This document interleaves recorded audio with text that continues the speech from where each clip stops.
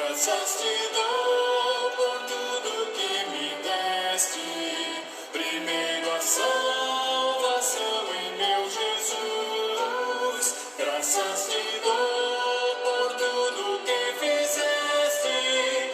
Por este pecador salvou na cruz. Graças, graças, mil graças a ti, meu Salvador. Graças, graças, mil graças por teu precioso amor. Eu te agradeço a bênção do trabalho e do meu lar que alegra o meu viver. A correção paterna quando falho, provando teu amor pelo meu ser. Graças, graças, mil graças a ti, meu Salvador. Graças, graças, mil graças por teu precioso amor. Eu te agradeço o pão de cada dia, a água que alivia a sede dura e o sol que aquece a pobre gente fria. São bênçãos que enchem a terra de fartura. Graças, graças, mil graças a ti, meu Salvador. Graças, graças, mil graças por teu precioso amor.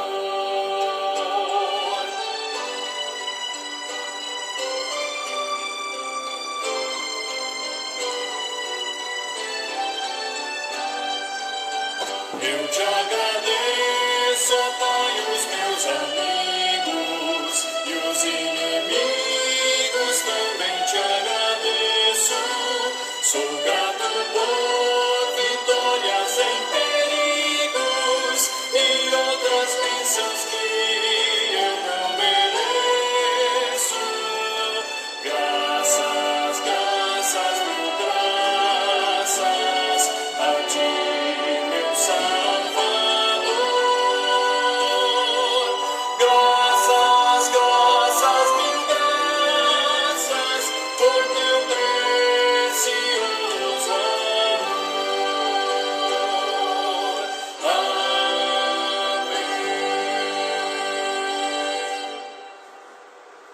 Bom dia, meus amados irmãos. Graça e misericórdia da parte de Deus nosso Pai e da parte do Senhor e Salvador Jesus Cristo. Com alegria que estamos aqui nesta manhã, dando início ao primeiro culto no domingo, dia 6 de setembro de 2020. Graças a Deus que o Senhor tem nos derramado da sua graça e tem nos concedido mais um domingo cheio do seu Espírito Santo para adorarmos ao Senhor na beleza da sua santidade. Minha família e eu, você na sua casa aí, juntos vamos nessa manhã prestar um serviço de culto a Deus, que é adorar ao Senhor na beleza da sua grandeza e santidade. Quero aí dar bom dia aos meus amados irmãos que já estão presentes conosco, a irmã Maria de Jesus e a jovem Pedro, também a irmã Suzana, a Suzana da nossa congregação, também ao jovem Adílio, daí de Utinga, Bahia. Deus abençoe Adílio e a sua mãe Mônica e o Marcos, o diácono Marcos. E também a irmã Elisama Souza Ribeiro, aí de Fortaleza, também está juntamente conosco. Também a nossa amada irmã Rosângela Romão, juntamente com a sua família, seu esposo, seus filhos, netos. Que Deus abençoe essa amada irmã e família. Então, desde já, nós vamos dar início ao nosso culto a Deus. Eu peço já aos meus amados irmãos que abram sala de vídeos, né, no seu Facebook e compartilhe esse culto com pessoas do seu grupo de Facebook, tá bom? Então abre uma sala de vídeo, se possível, para que possamos também transmitir os nossos cultos aqui, por enquanto online, né, transmitir para outras pessoas também, para também terem acesso, né? Tem pessoas que não vão para os cultos por causa da pandemia, por causa do problema, são idosos e vão ter a oportunidade aí, se Deus quiser, de estar conosco. Então, bom dia a todos meus amados irmãos. Então façam isso, abram sala de vídeo para a glória de Deus. Meus amados, vamos orar ao Senhor, pedir a Ele a sua bênção sobre o nosso culto agora de manhã. Oremos. Senhor Deus, nosso Pai, nós bendizemos o Teu nome, Senhor, engrandecemos o Teu nome precioso, o nome precioso do Senhor Jesus. Ó Deus, em nome do Senhor, pedimos a Tua graça sobre cada um de nós, minha família e eu, e os meus amados irmãos que estão presentes conosco, a todos eles, Senhor Deus. Susana, irmã Maria de Jesus, Pedro, Adílio, a irmã Elisama Souza, a irmã Rosângela Romão, e aos outros amados irmãos de nossa igreja, a irmã Saúde, o seu esposo irmão Ribamar, e sua família que está em casa. Também Deus abençoe a todos aqueles que ainda vão entrar também. Em nome de Jesus, concede-nos um culto cheio da Tua graça e cheio do Teu Espírito Santo. Recebe a nossa oração e nossa adoração em nome de Jesus. Amém. Meus amados irmãos, hoje pela manhã nós vamos na escola bíblica dominical, depois dos cânticos, depois de nós termos a liturgia, pois a liturgia no culto da manhã ela é mais estrita, é uma liturgia mais pequena, menor. Então hoje nós vamos dar início aos nossos estudos na escola bíblica dominical sobre a igreja de Corinto, né? E o estudo central é o culto cristão. Hoje teremos só a introdução da igreja em Corinto, do que estava acontecendo naquela época, naquela igreja, e que hoje não é diferente de nós. Então hoje nós vamos dar início à primeira carta aos Coríntios, como também, só para avisar os meus amados irmãos, que hoje à noite, no culto das 6h30, vai ser um culto diferente. Diferente em que aspecto? Hoje estarei pregando, fui convidado pela igreja do Calvário, né? E os meus amados irmãos vão receber o link do canal do YouTube da igreja do Calvário, e vai ser um culto em conjunto, né? Todos os meus amados irmãos vão receber o link e vão entrar no YouTube e vai assistir o culto pelo YouTube, né? Enquanto eu estarei entrando no Zoom aqui em casa e estarei pregando hoje à noite. Então o culto de hoje à noite não vai ser transmitido pelo nosso Facebook, mas vai ser pelo canal da igreja Presbiteriana do Calvário, tá bom? Então vamos ouvir mais um louvor. Abra aí o seu inário, no inário número 159, cante. Nós vamos ouvir aqui o inário, aqui vamos ouvir o louvor no hino 159, Bondoso Amigo.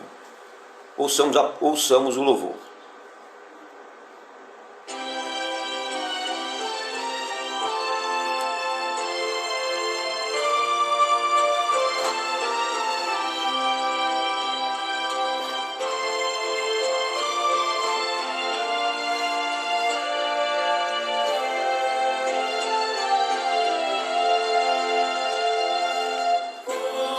Bondoso amigo é Cristo,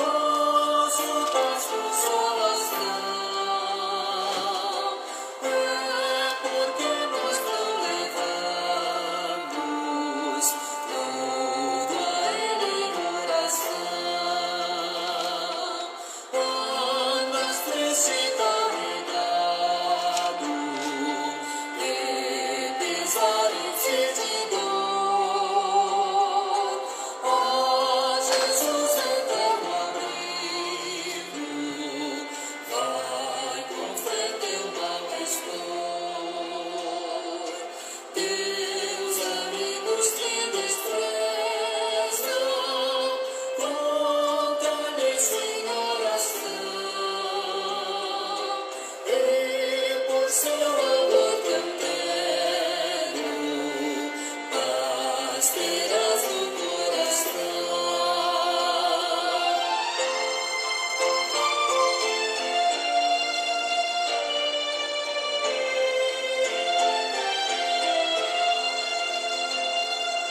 Cristo é verdadeiro amigo, disso prova nos mostrou, quando para resgatar-nos, Ele humilde se encarnou, derramou precioso sangue para nos purificar, pois em vida no futuro já podemos alcançar.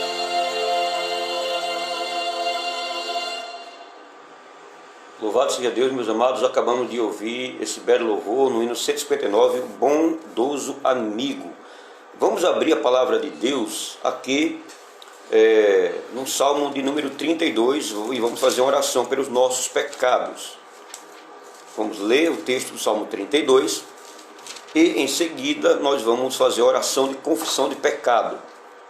Então, pois dentro de nossa liturgia existe essa parte da contrição, se chama parte da contrição, onde nós vamos ler a palavra de Deus, Deus vai falar no nosso coração e nós vamos ler atentamente, com reverência ao Senhor, pois estamos na presença de Deus, mesmo você estando na sua casa, eu estando na minha casa, junto com a família, você estando junto com seus filhos e família, ou individual, você vai estar aí lendo a palavra de Deus. Então, se você estiver com sua Bíblia, abra no Salmo 32, dos versos de 1 até o verso 5.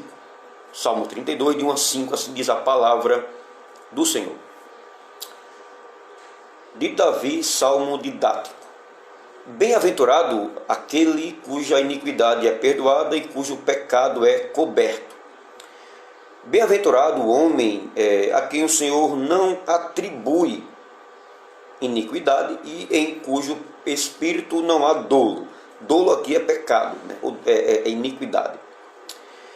Enquanto calei, ou seja, quando o salmista Davi calou, ele se calou, se manteve em silêncio, né?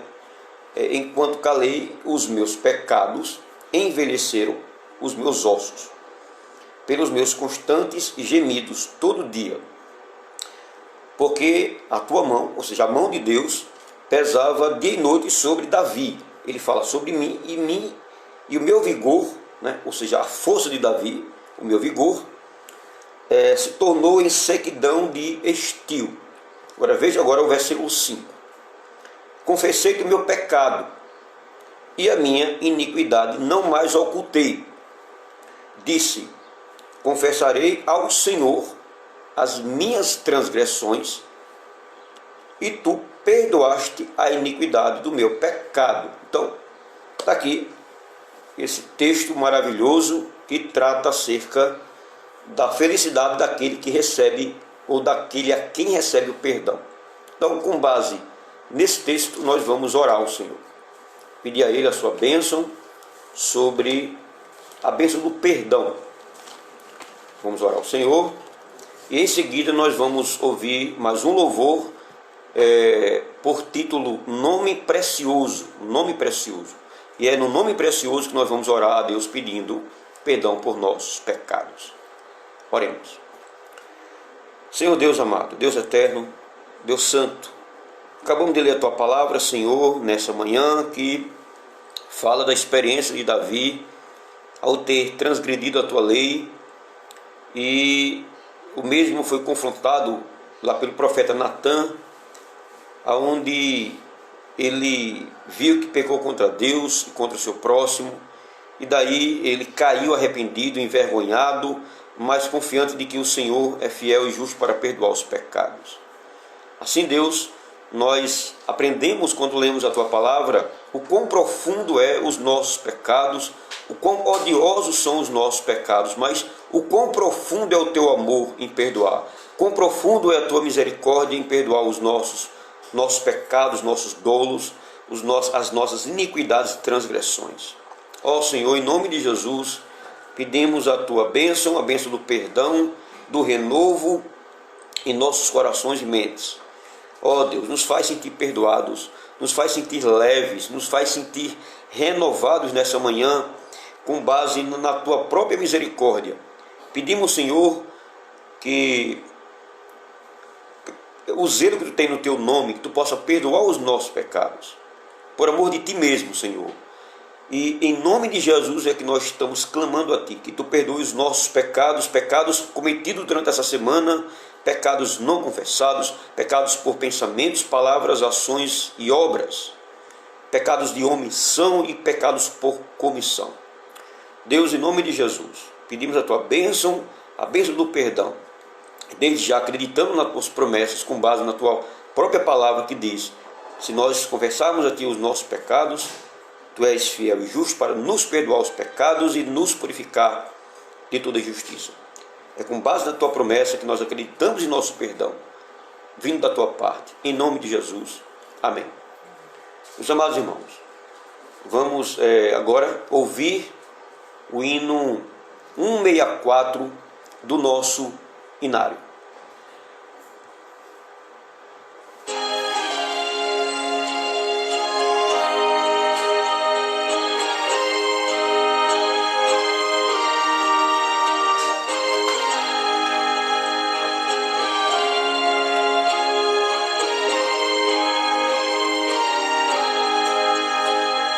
Santo nome incomparável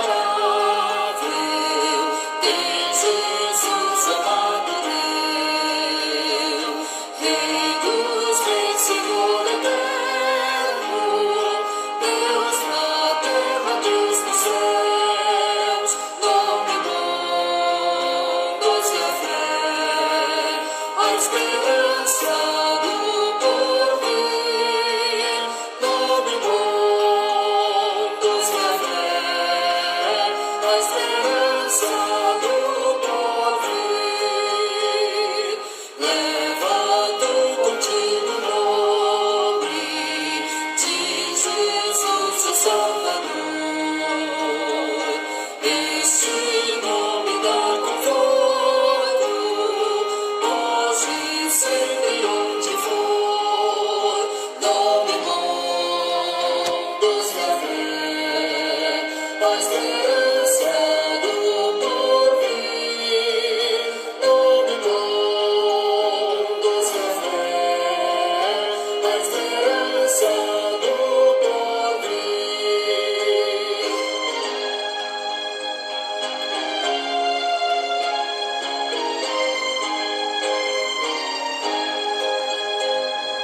Este nome leva sempre para a mente defender. Ele é arma ao teu alcance quando pode aparecer.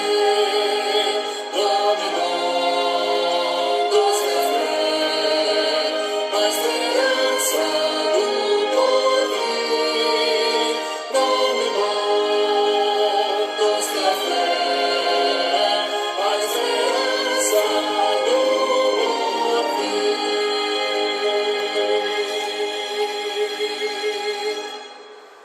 Amém. Louvado seja o nome do Senhor nesta manhã. Meus amados irmãos, nesse momento nós vamos dar início à escola bíblica dominical, não é? Nós vamos entrar na parte da mensagem da palavra, como falei no começo. Hoje vamos dar início a um novo assunto na nossa escola bíblica dominical. O tema geral de nosso estudo vai ser baseado na igreja de Corinto, na primeira carta da igreja em Corinto. E a exposição dessas aulas serão basicamente dos capítulos 11 a 14, né?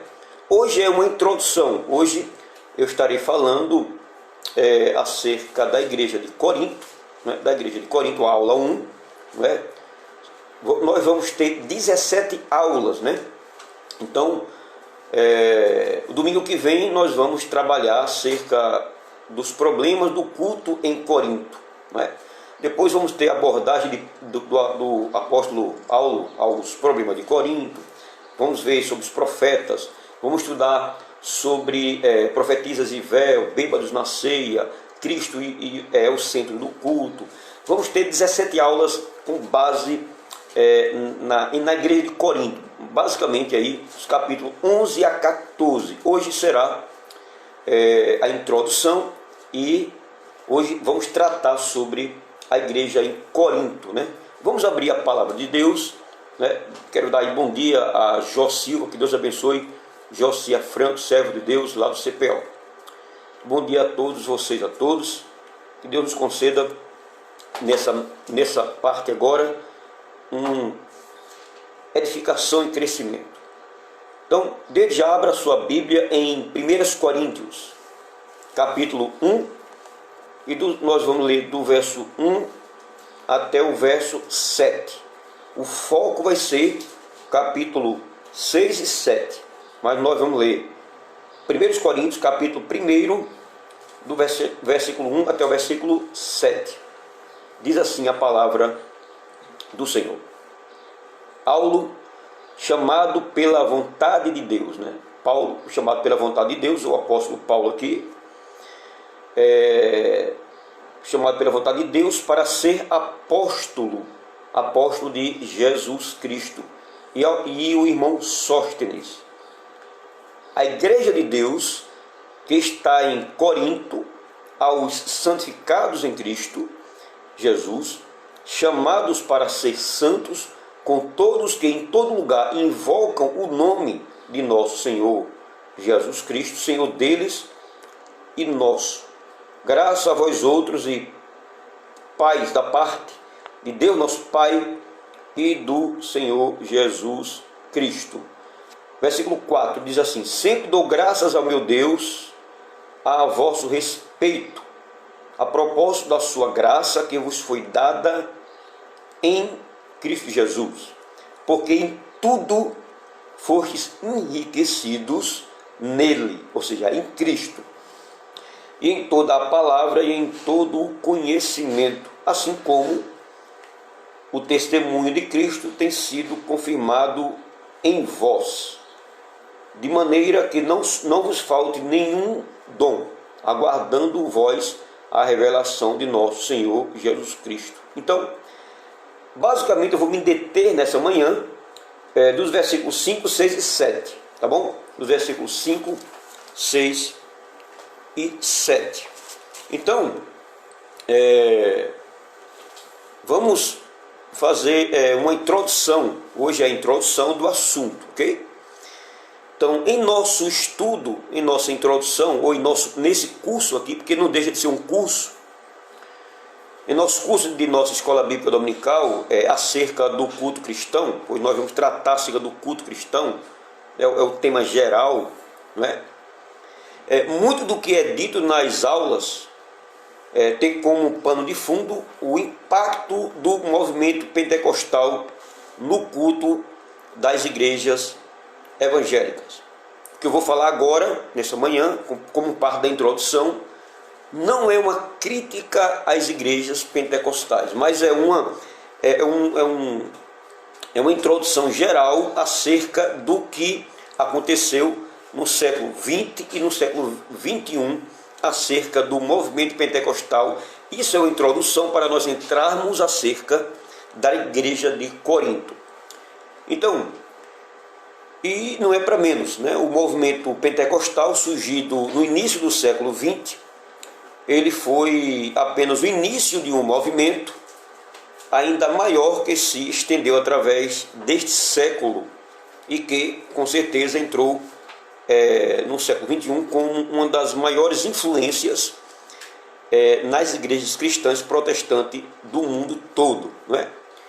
Então, o movimento carismático, né, que é um movimento que ele surge do movimento pentecostal, eu quero deixar claro que a nossa igreja, ela é uma igreja histórica, igreja presbiteriana histórica. Ela vem de um movimento chamado movimento reformado, de lá do século XVI, né? E nós temos a nossa liturgia de culto, e a nossa liturgia de culto e a visão que nós temos do culto é muito diferente, né? A liturgia e a doutrina, ela diferencia um pouco das igrejas ditas pentecostais, ou seja, a liturgia das igrejas pentecostais é diferente da liturgia da nossa igreja presbiteriana e de outras igrejas históricas, como congregacional, anglicana. Então, cada uma tem a sua forma litúrgica, que tem a ver com aquilo que tem a ver com o culto, não é? Então, o movimento carismático surgido na década de 60, ele vem como um desdobramento do pentecostalismo clássico. E depois dele, depois do movimento carismático ou pentecostal, veio o movimento neopentecostal, que veio aproximadamente nos anos 90.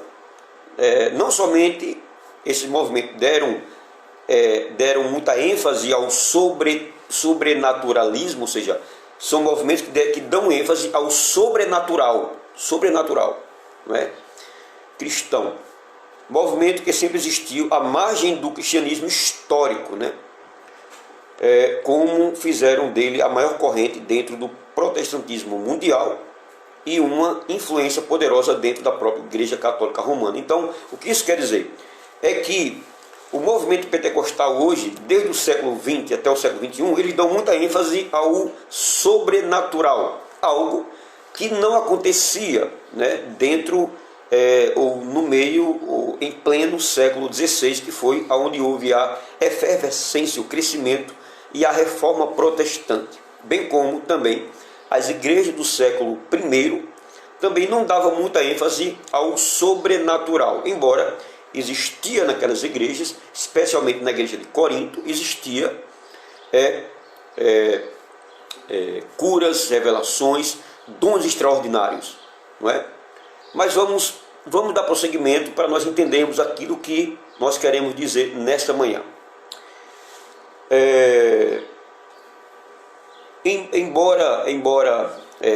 Veja,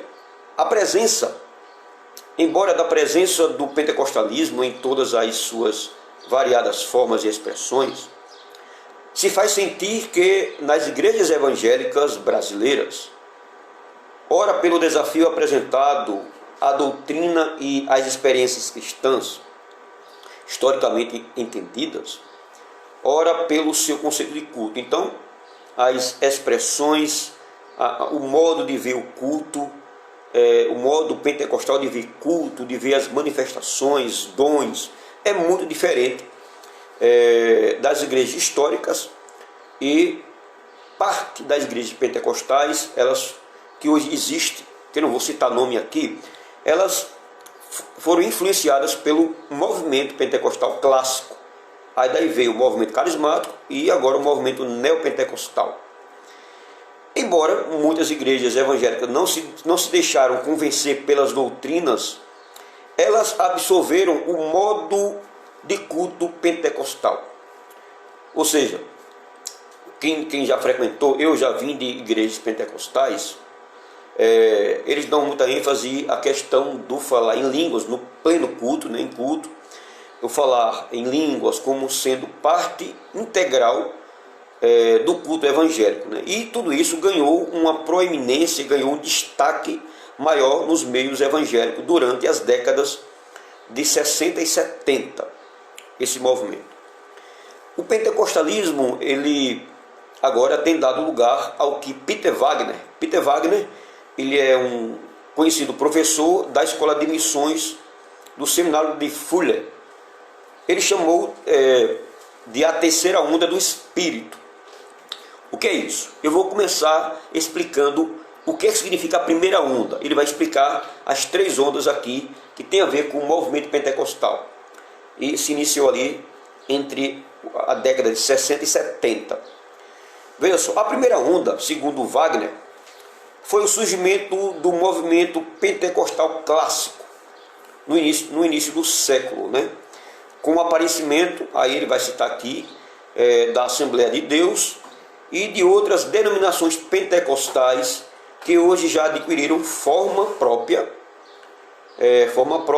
e tem toda a estrutura eclesiástica bem organizada hoje.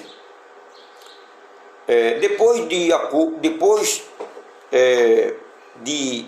acordo com Wagner, né? Depois da primeira onda vem a segunda onda.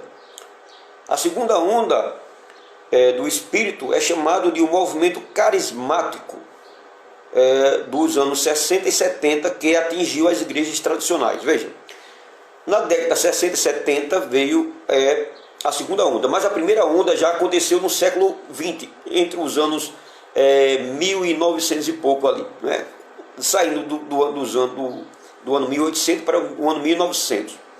Então a segunda onda, chamada o movimento carismático dos anos 60 e 70, esse movimento atingiu as igrejas tradicionais, né? Pois as igrejas batistas tradicionais foram influenciadas por esse movimento carismático.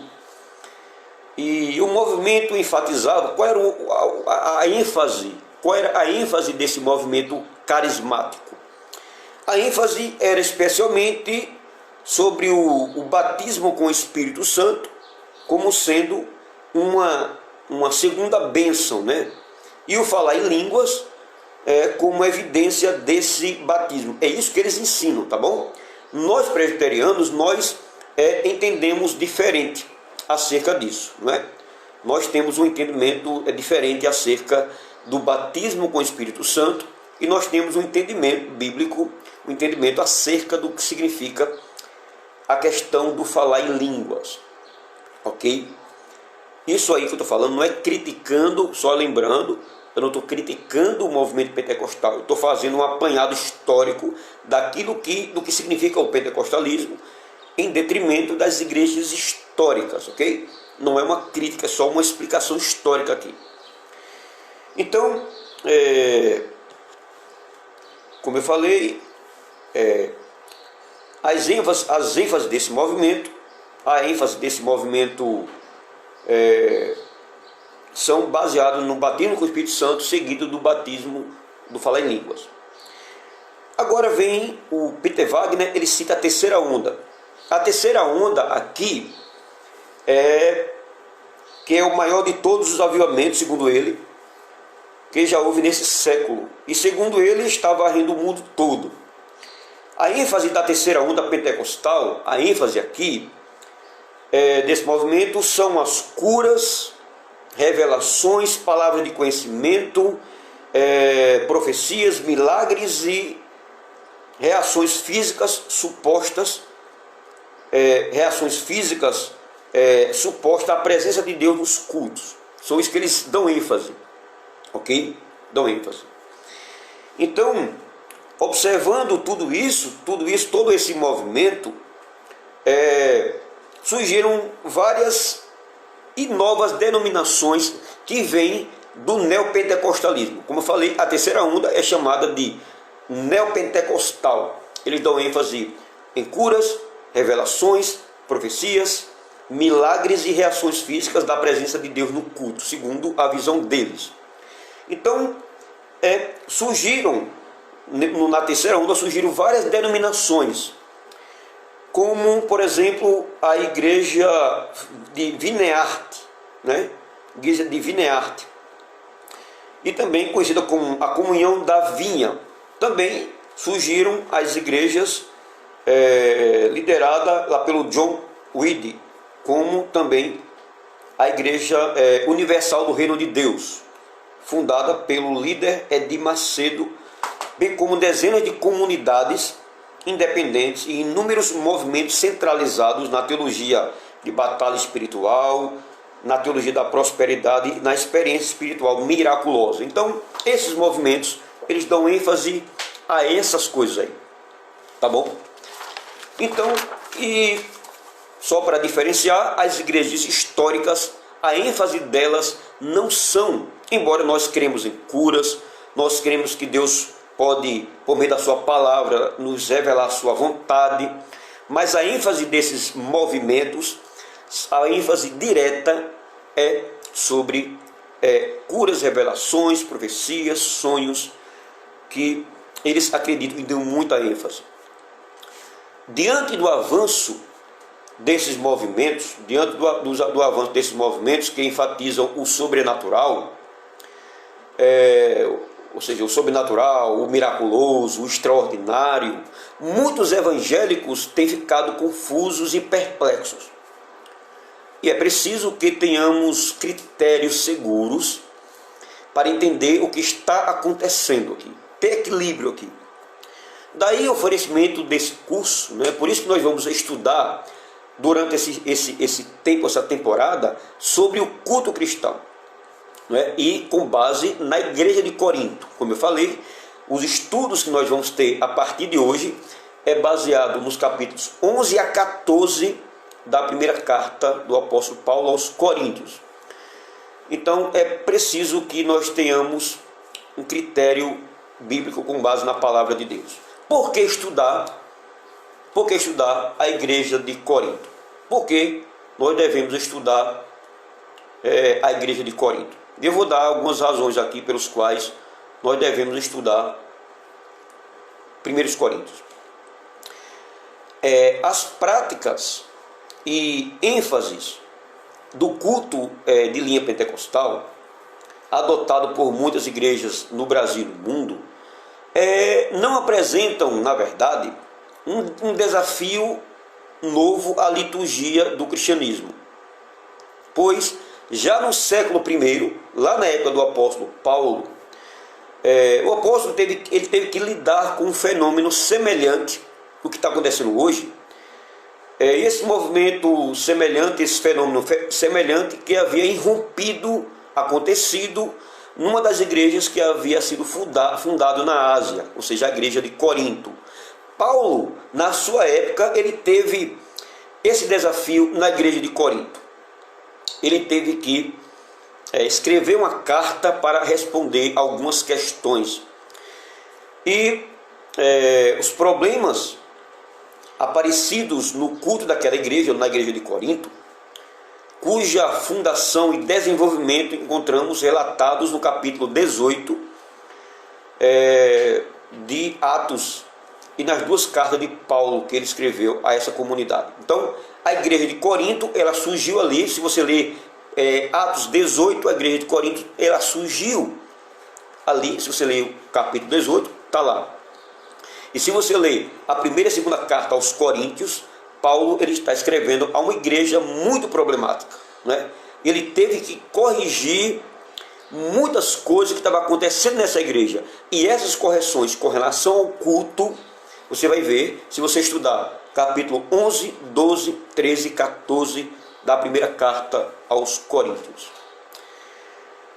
E esses problemas que estavam acontecendo em Coríntios têm semelhanças extraordinárias com os problemas litúrgicos que a igreja do século XXI, ou pelo menos boa parte dela, enfrenta hoje. A igreja de Corinto, meus amados, vivia um movimento de grande efervescência. Vivia um movimento de grande efervescência espiritual, a igreja de Corinto. Fundada por Paulo, em meio a grandes demonstrações do poder extraordinário que acompanhava os apóstolos. Se você abrir aí, se você ver 2 Coríntios 12, 12, né, Paulo, ele vai falar o seguinte, 2 Coríntios, capítulo 12, versículo 12, diz assim a palavra de Deus. Paulo vai citar aqui as credenciais dos apóstolos, né? Ou a credencial do apóstolo Paulo, dele mesmo. Pois as credenciais do apostolado foram apresentadas no meio de vós, com toda a persistência por sinais, prodígios e poderes miraculosos. Então, no meio dessa igreja existiam esses sinais aqui. Então, Paulo, ele exibia ainda alguns anos após a partida do apóstolo Paulo. Então, Paulo, ele fundou essa igreja debaixo da graça de Deus, com poder, e no meio dessa igreja, nessa igreja, existiam muitos dons miraculosos, sinais. E depois que o apóstolo Paulo ele deixou a igreja, depois que ele deixou a igreja de Corinto e partiu para outras regiões, ainda existia alguns fenômenos espirituais que caracterizavam as igrejas apostólicas daquela época, especialmente a igreja de Corinto. Contudo, os crentes coríntios, ou os crentes de Corinto, estavam envolvidos com uma série de problemas que tinham a ver com o uso dos dons espirituais durante o culto, especialmente o dom de línguas e o dom de profecia. Essa situação é bastante similar, semelhante ao que acontece em nossos dias em muitas igrejas evangélicas. Embora, num certo sentido, a ênfase moderna recai sobre a questão das línguas, né? Então, veja só, a igreja de Corinto era uma igreja muito cheia de dons, ela era rica de dons, porém, era uma igreja muito problemática, e a problemática estava acontecendo, dentre outros assuntos que Paulo tratou nessa igreja. Paulo estava corrigindo o problema de culto nessa igreja. Eles estavam tendo um entendimento muito errado, equivocado acerca dos dons espirituais. Então, veremos agora a riqueza carismática e os problemas de Corinto. Veja só. No início de sua primeira carta aos Coríntios, o apóstolo ele diz que eles, o apóstolo Paulo, Paulo, diz que eles, os coríntios, em Cristo, haviam sido enriquecidos em toda a palavra e em todo o conhecimento. No texto que nós lemos, 1 Coríntios capítulo 1, versículo 5, peço que você abra de novo, 1 Coríntios capítulo 1 e versículo 5, o que é que diz? Veja só, vamos lá. Paulo ele reconhece que essa igreja ela era rica de dons. Veja só. Porque em tudo fostes enriquecidos, em tudo fostes enriquecidos, em toda a palavra e em todo o conhecimento. Então, Paulo ele reconhece isso. A tradução que nós temos, a tradução Almeida Revista e Atualizada, traduz de maneira que não vos falte nenhum dom. Que não vos falte nenhum dom. Está aí no versículo 7. Veja só que ele diz: de maneira que não vos falte nenhum dom. Nenhum dom. Veja só. Contudo, Paulo aqui, quando ele fala essas palavras, ele não está expressando seu desejo de que não falte algum dom aos coríntios. Com esse versículo que nós lemos, Paulo está dizendo o seguinte: mas ele está reconhecendo, Paulo está reconhecendo que eles não tinham falta de nenhum dom. Ele não estava querendo que eles tivessem mais dons, mas Paulo estava reconhecendo que a igreja de Corinto não necessitava de mais nenhum dom, de nenhum dom. Ele não estava sentindo nenhuma falta, Ele reconhecia que essa igreja era completa em termos de dons. Eles haviam recebido todos os dons necessários para que buscassem ou pudessem compreender e transmitir a palavra de Deus. Então, Paulo reconhece que essa igreja, ele era uma igreja completa em termos de dons. Eles tinham os dons necessários para o conhecimento de Deus e da sua vontade. E aqui, Paulo, ele aqui escrevendo isso e falando essas coisas, do versículo de 5 a 7, do capítulo 1, Paulo aqui não está elogiando falsamente, nem simplesmente sendo cortês para animar os coríntios. Isto seria inconcebível para o apóstolo aqui. Ele simplesmente está sendo falso. Não está sendo falso aqui. Ele está fazendo uma estimativa real. Ele está tirando um raio-x da igreja. Quando Paulo diz que eles eram ricos para com o Senhor, pois diz assim, pois em tudo fostes enriquecidos nele. Paulo reconhece isso. Contudo, ele está fazendo um raio-x dessa igreja. E o contexto aqui, o contexto dessa carta, bem como o restante da carta, sugere que é aos dons de conhecimento de sabedoria e aos dons miraculosos que Paulo se refere aqui. Paulo pressupõe que eles eram ricos nesses dons de palavra de conhecimento, sabedoria e aos dons miraculosos. Mas a igreja de Corinto era conhecida não somente pela riqueza dos seus dons, mas também a igreja de Corinto, ela era conhecida pela abundância de seus problemas. Ela não ficava atrás de nenhuma outra igreja neotestamentária da sua época, né, quanto à presença e manifestações dos dons espirituais. Porém, a todas adiantava-se em carnalidade e infantilidade. Então, a igreja de Corinto, ela tinha esses problemas. Era uma igreja que ela não estava compreendendo os dons espirituais e estava andando de maneira carnal e infantil, não é? Então é isso que está acontecendo aqui. Se levarmos em conta a corrupção que havia na igreja de Corinto, pode parecer estranho, não é? A estimativa de Paulo, né? Pois de que não lhes faltava dom algum. Comparada com as igrejas de Tessalônica e a igreja de Filipos, a de Corinto ela estava bastante atrás em pureza e maturidade. Seus membros não tinham a mesma maturidade espiritual e não tinham caráter moral dos crentes dessas igrejas de Tessalônica e da igreja de Filipos e outras igrejas, embora os mesmos recursos eles tinham. Então eles tinham dons, mas essa igreja de Corinto ela estava precisando de pureza moral, santidade, e precisava compreender a vontade de Deus para a sua vida. E Paulo estava corrigindo aqui. John MacArthur, um pregador reformado, ele, em seu livro, no seu comentário de 1 aos Coríntios, ele está fazendo uma explicação dos versículos 5 a 7 do capítulo 1.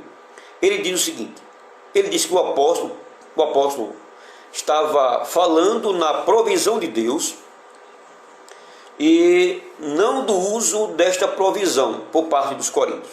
Ou seja, Paulo estava falando da provisão de Deus e não do uso desta provisão por parte dos coríntios. Ou seja, Deus havia lhes proporcionado tudo e estava continuando a lhes proporcionar tudo, apesar do fato de que eles eram tão infiéis e perversos, usando erroneamente os dons de Deus. É isso que John MacArthur está falando aqui. Vamos lá. Em Coríntios, capítulo 11 a 14, Paulo ele dá o tratamento mais detalhado de toda a Bíblia sobre a relação entre espiritualidade, manifestações extraordinárias, através dos dons espirituais e o culto cristão. Então, como eu falei logo no começo, se você ler detalhadamente, se você ler com cuidado, os capítulos 11 a 14 de 1 Coríntios, Paulo ele está dando uma explicação detalhada acerca da espiritualidade cristã, manifestações extraordinárias e através dos dons espirituais, e também acerca do culto. Paulo está colocando ordem no culto da igreja em Corinto. Vamos ver agora o ministério do apóstolo Paulo. Está aí na parte 3. Como era o ministério do apóstolo Paulo em Corinto? A pregação de Paulo e dos demais apóstolos foi acompanhada por manifestações extraordinárias. e isso vindo do Espírito Santo, onde quer que eles fossem. O ambiente e a atmosfera, o ambiente do primeiro século, na época do apóstolo Paulo, estavam literalmente carregados com a presença do poder de Deus, e praticamente em todo lugar onde ele ia pregar, onde o apóstolo Paulo ia pregar o Evangelho, Deus dava testemunho da autenticidade da sua mensagem através de sinais e prodígios, tais como curas, milagres e expulsões de demônios. Ou seja, o livro de Atos, se você ler o livro de Atos, nos mostra isso. E certamente essas manifestações estavam presentes em Corinto, durante o ministério do apóstolo Paulo. Você vai ver isso aí, quando lê aí o livro de Atos e a carta do apóstolo Paulo aos Coríntios. É curioso que o livro de Atos não narra, qualquer milagre realizado por Paulo naquela cidade de Corinto. Sabemos que esses milagres aconteceram somente pela sua segunda carta. Paulo, na segunda carta, onde nós lemos, 2 Coríntios 12:12, Paulo ele apresenta as credenciais dos apóstolos. Pois, só para deixar claro, quando os milagres aconteciam, Paulo ele curava, Paulo orava, Paulo ele apanhava lenço e enviava, e as pessoas que eram curadas porque tocavam no lenço, Paulo orava e havia várias curas, manifestações, expulsões de demônio. Todos esses sinais miraculosos apontavam para as credenciais do apóstolo Paulo. Assim como os milagres de Jesus, as curas de Jesus, apontavam de que ele era o Messias. Então os sinais diziam, esse é o Messias. Como também os sinais do apostolado diziam o seguinte, eles são apóstolos, são chamados por Cristo. Olha os sinais aí, eles são os verdadeiros apóstolos, e os sinais, as credenciais verdadeiras, eram a questão dos sinais extraordinários que acontecia pelas mãos dos apóstolos. Então tudo isso apontava para isso. Quando Paulo foi embora de Coríntios, após haver fundado a igreja, a atuação poderosa de Deus continuou em certa medida na igreja de Corinto, através dos dons espirituais ali presentes. 3 anos após haver saído de Corinto, depois que Paulo ele fundou a igreja, depois de 3 anos, estando já em Éfeso, Paulo estava em Éfeso, ao fim do seu ministério ali. Paulo estava findando ali o seu ministério ali. Paulo, depois de 3 anos, ele recebeu informações de várias fontes indicando que havia acontecido alguns problemas na igreja de Corinto. Estava havendo ali alguns problemas na igreja de Corinto. Então Paulo, depois de 3 anos, estando em Éfeso, ele recebeu notícia de que a situação em Corinto havia se deteriorado. Então, embora assim, Paulo ele avisou que haveria problemas depois que ele saísse, lobos vorazes iam penetrar a igreja de Corinto, E Paulo ele foi avisado por alguns irmãos dessa igreja da situação catastrófica da igreja em Corinto. Imagine um pastor, um missionário, plantador de igreja, planta a igreja com tanto amor, com tanto trabalho, prega o evangelho, vai de casa em casa, prega no templo, discipulado, planta a igreja. Aí quando ele sai da igreja e entra outra pessoa para assumir o trabalho, e depois de 3, 4 anos ele recebe notícias dos próprios irmãos da igreja de que a igreja está passando por vários problemas. Então era isso que estava acontecendo aqui com o apóstolo Paulo, E os próprios coríntios, aparentemente haviam enviado uma carta a Paulo contendo perguntas de ordem prática e relacionadas com esses problemas, quanto ao que escrever. Então Paulo aqui, ele escreve a primeira carta, né, de Coríntio para corrigir vários problemas e para responder várias perguntas que os irmãos, uma carta que enviou a Paulo. Então Paulo recebeu uma carta dos irmãos de Corinto e Paulo depois ele redigiu uma carta de volta para essa igreja de Corinto, respondendo as perguntas desses irmãos e corrigindo vários problemas. Então, quais eram os problemas que haviam na igreja de Corinto?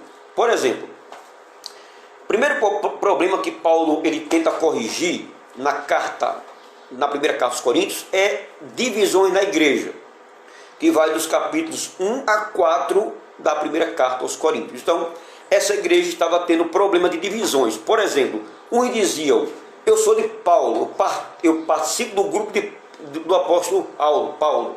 Outros diziam: eu sou de Pedro. Outros diziam: eu sou de Apolo. Outros diziam: eu faço parte do grupo de Cristo. Então a igreja estava esfacelada, dividida. Então Paulo ele escreveu os primeiros 4 capítulos para corrigir o problema de divisão nessa igreja. Quando nós viemos para o capítulo 5, Paulo estava tratando da frouxidão da disciplina, pois estava havendo problemas na igreja de Corinto e que não estava havendo disciplina por parte da liderança daquela igreja. Estava havendo litígio entre os irmãos. No capítulo 6, o que é litígio? Um irmão ele estava levando outro irmão para ser julgado por um juiz ímpio. Então, é como que, por exemplo, é como que hoje, eu conheço casos que está acontecendo isso, igrejas que está acontecendo isso, de que um irmão está levando o outro para a delegacia, e um delegado ímpio está julgando o caso de dois crentes. Em vez de resolverem entre si o problema, esse problema está sendo levado para o Ministério Público, para delegacias, e está sendo notícias até na televisão. Então, o problema entre irmãos está sendo noticiado até na televisão, e esse problema está acontecendo lá em Recife, infelizmente. Também no capítulo 6 estava acontecendo um problema de imoralidade. Paulo escreveu também no capítulo 6, além de divisões, frouxidão na disciplina, litígio entre os irmãos, estava acontecendo imoralidade. Paulo no capítulo 6, versículo 15, aí, ele vai falar de que tinha um jovem que estava tendo um caso com a sua madrasta, com a mulher do seu pai, né, seu pai. E Paulo ele pede para afastar esse jovem, para expulsar esse jovem dessa igreja, pois esse problema de imoralidade estava sendo notório na cidade de Corinto. Ou seja, estava trazendo escândalo para aquela igreja, não é? E também no capítulo 7 de Corinto, na primeira carta, Paulo ele está tratando quanto ao casamento. Se você ler o capítulo 7 de Corinto, Paulo está respondendo dúvidas acerca sobre o casamento. Quer saber sobre o casamento? O entendimento sobre casamento? Leia aí 1 Coríntios capítulo 7.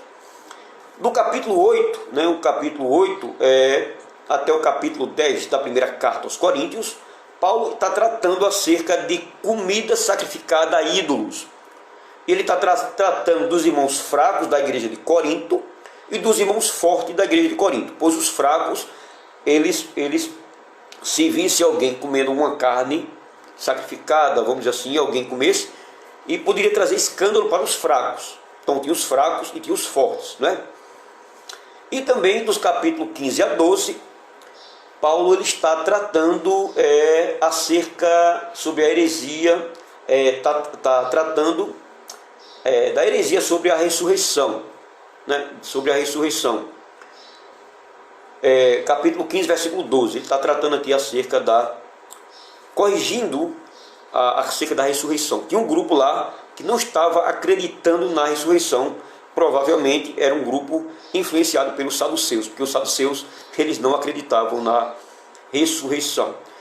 Do capítulo 11 ao 14, Paulo ele está tratando acerca dos dons, do culto e trazendo ordem do culto, e também corrigindo a questão sobre a Santa Ceia. Então tudo isso aqui que eu falei estava refletindo no culto.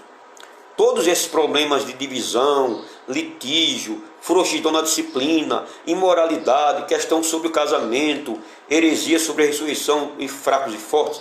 Tudo isso estava influenciando no culto da igreja em Corinto. Aí eu pergunto a você aqui, por que Paulo escreveu 1 Coríntios? Por que Paulo ele escreveu 1 Coríntios? Quando ele tomou conhecimento do que estava acontecendo na igreja, ele escreveu o que conhecemos como 1 Coríntios.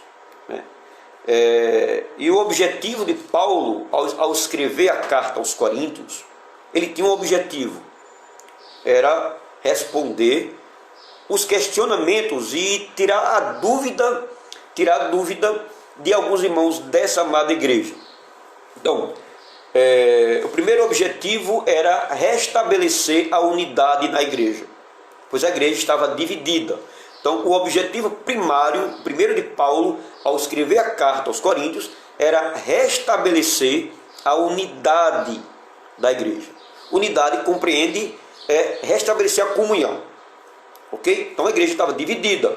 Então Paulo escreveu para restabelecer a unidade. Em segundo lugar, Paulo ele tinha a intenção de responder às perguntas dos seus membros e corrigir seus erros de teologia e conduta. Então Paulo estava corrigindo a questão de litígios, a questão de ordem disciplinar, como eu falei. Estava havendo um problema de frouxidão na disciplina. Tinha gente andando de forma errada, pensando teologicamente de forma errada, e estava havendo imoralidade e problemas de ordem moral e espiritual, e Paulo ele visava corrigir seus erros de teologia e conduta. Também Paulo, ele, em terceiro lugar, ele tinha a intenção de corrigir, orientar e apontar as raízes dos problemas relacionados aos dons espirituais e à carnalidade da igreja, que vai aí do capítulo 3, de 1 a 4. Então, meus amados irmãos, Paulo ele tinha esse objetivo de corrigir esses problemas na igreja de Corinto. Finalizando, Paulo ele dá um diagnóstico. Os coríntios não estavam à altura daquilo que estava sendo feito por Deus entre eles. Eles foram chamados lá pelo apóstolo de carnais. Eles eram meninos em Cristo, embora se julgassem espirituais. Na realidade e no sentido bíblico eles não eram. Então eles, de fato, eles eram meninos espirituais. Paulo, quando ele escreve essa carta, ele escreve com um coração de alguém que estava cuidando da igreja.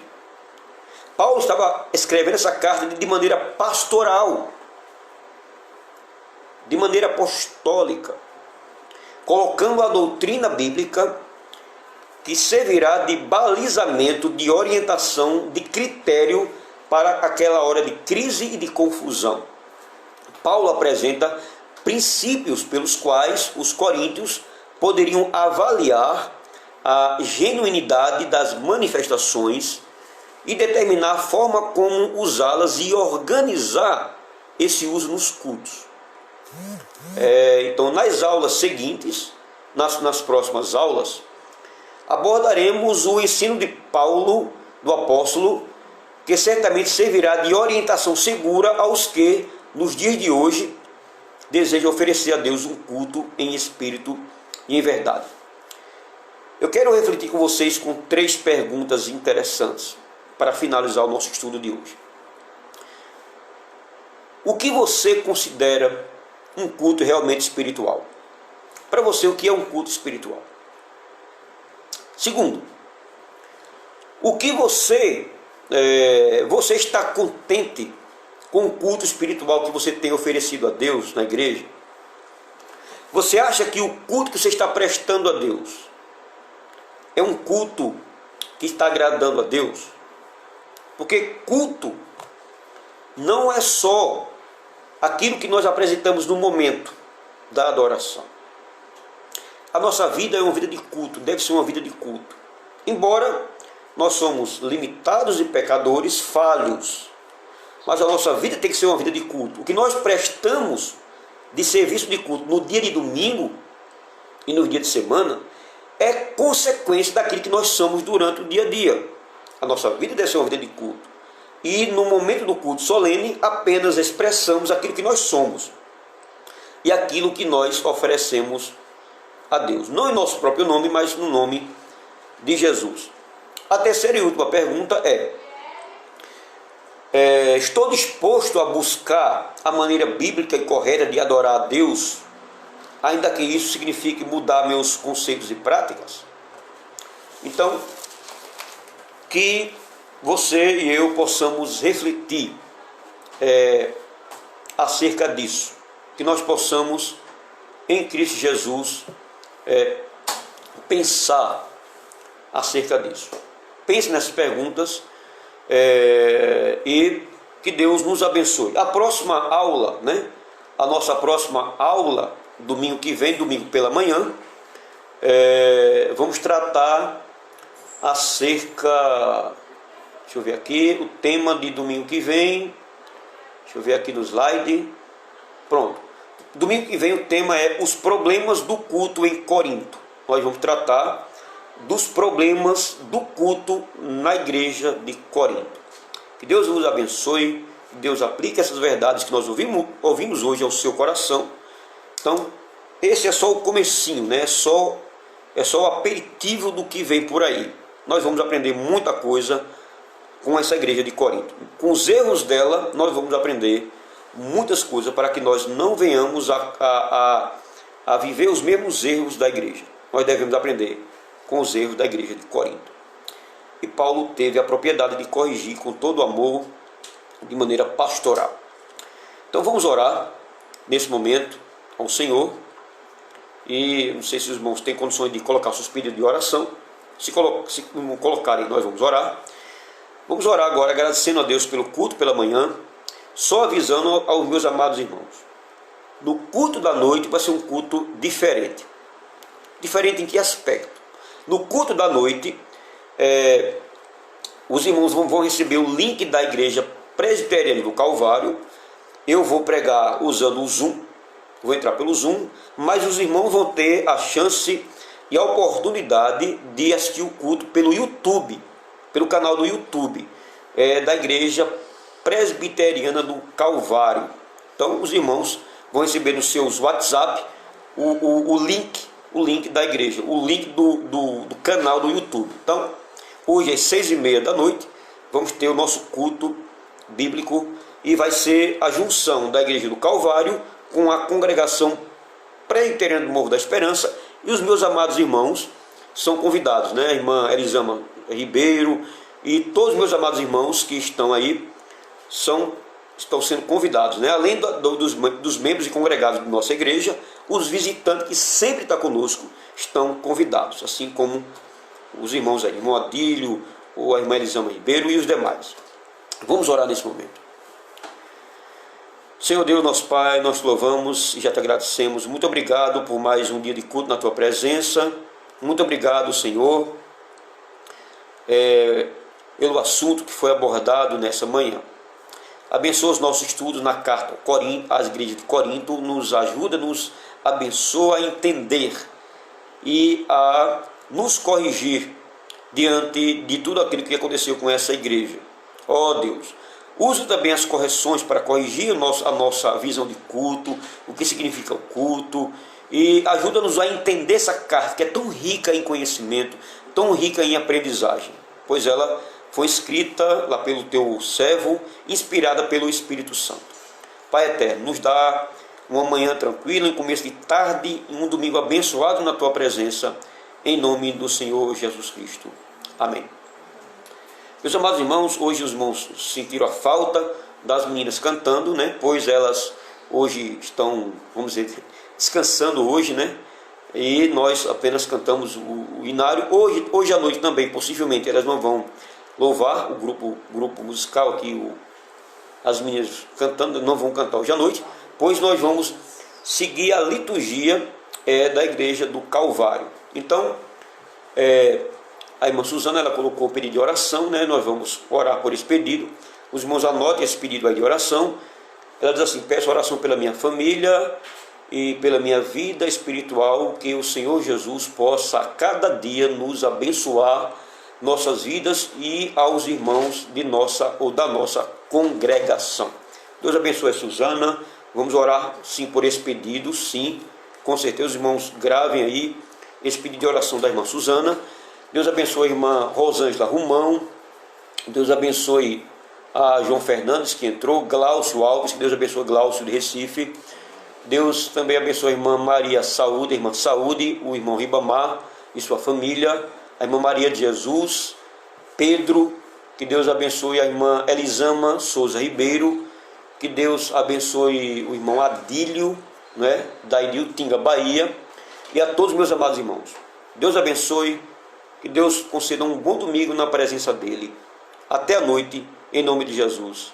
Amém.